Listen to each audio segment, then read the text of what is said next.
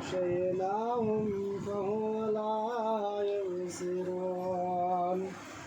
صدق الله العظيم اللهم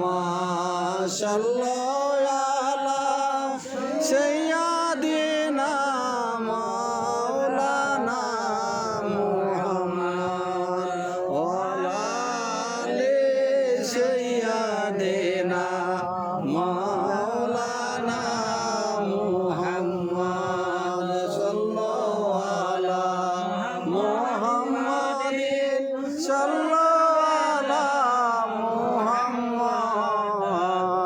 हरदम जबान से निकालो